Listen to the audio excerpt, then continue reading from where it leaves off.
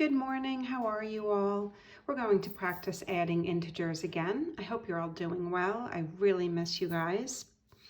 I hope you watched the video that we did before this video, adding integers, because now we're going to practice. Here is my challenge to you. Go get a piece of paper and some pencils.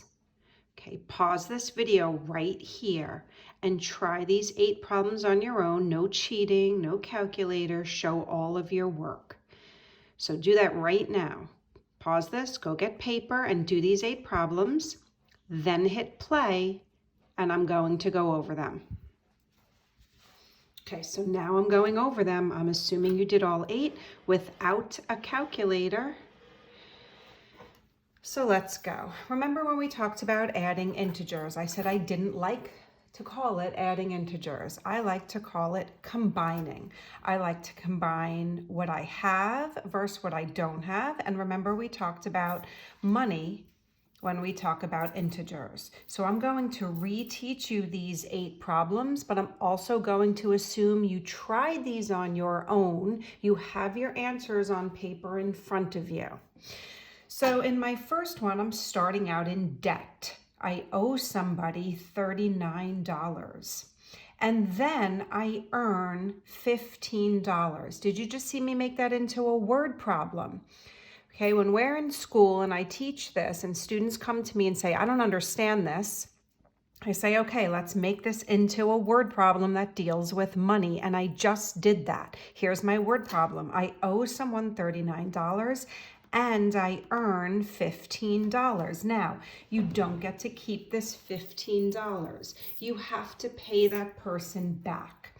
I am going to take my larger absolute value, right? My larger absolute value is my debt. Maybe I should work in a marker.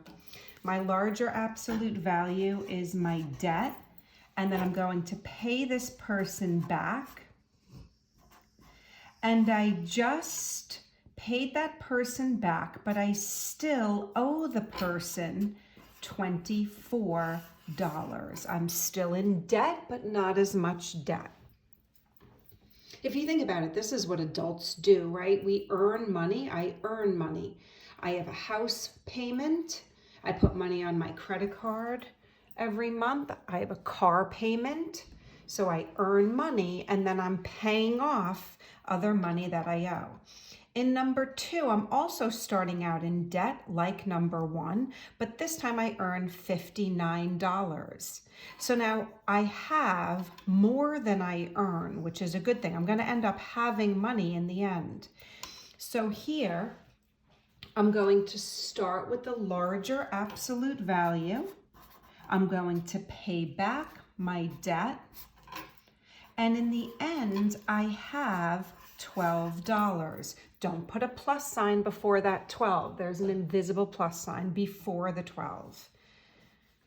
Okay, so careful with that. Notice I'm showing my work on the side. Soon I'm going to give you your own assignment that you have to hand in, and I'm going to be looking for this work on the side. So don't erase it, don't do it on scrap paper. Or if you do it on scrap paper, take a picture of it and send it in, or else I'm gonna think you did this on a calculator.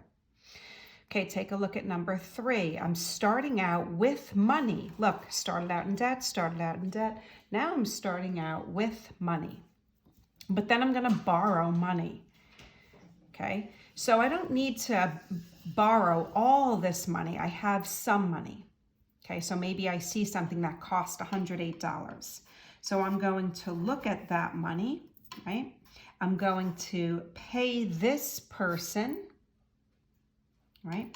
And if I do my subtraction, this is my larger absolute value, my debt, I still owe $24.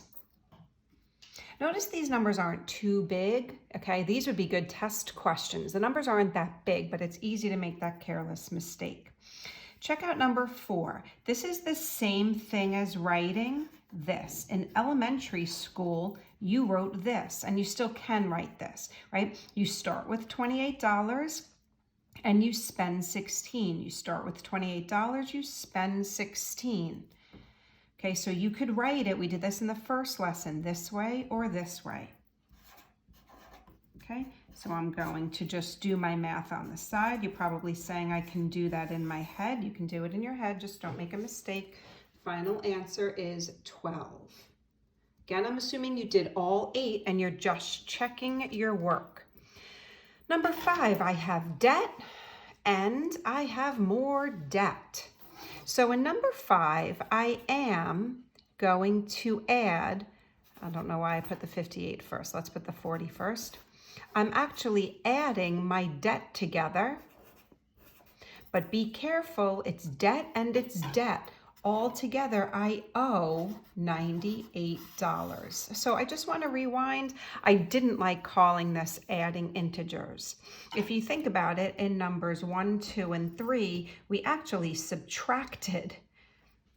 Number 5 and number 4, we subtracted numbers 1 through 4. Number 5 is the first one that we actually did add. Right? We added our debt together. But really what we're doing in these is we're combining what we have or what we don't have if we're talking about money. Number 6, right? I have $38. I see something that cost $89. I don't have enough money. I'll have to borrow. When kids come to me in extra help and say, I don't get this, my first thing I say to them is make this into a word problem. I have money and then I spend money. This is my larger absolute value, right? I have $38. So if I were to buy an $89 item, I still need $51, or if someone lent it to me, I need to pay that back. Number 7, I'm back to having debt and more debt, right? I owe 17 and I owe 19. So you hear me making these into word problems. Here I am actually adding my debt, and all together I owe $36. And my last one, in elementary school, you showed it like this. I have 65 and, oops, I didn't mean that. And let's cross that out. I have 65, I spend 15. Okay, so this is how we're writing it now. This is how you wrote it in elementary school. You need to know that these two are the same. And I'm really doing just subtraction. You probably will tell me that you did this in your head.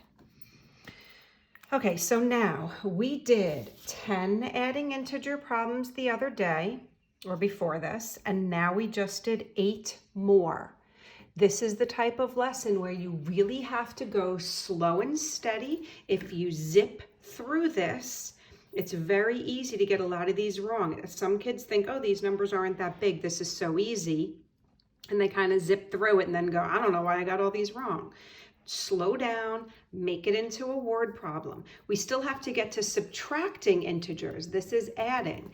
After we do subtracting integers, we're going to apply it to order of operations, evaluations, and algebra. So you really have to nail this down so you understand it moving forward.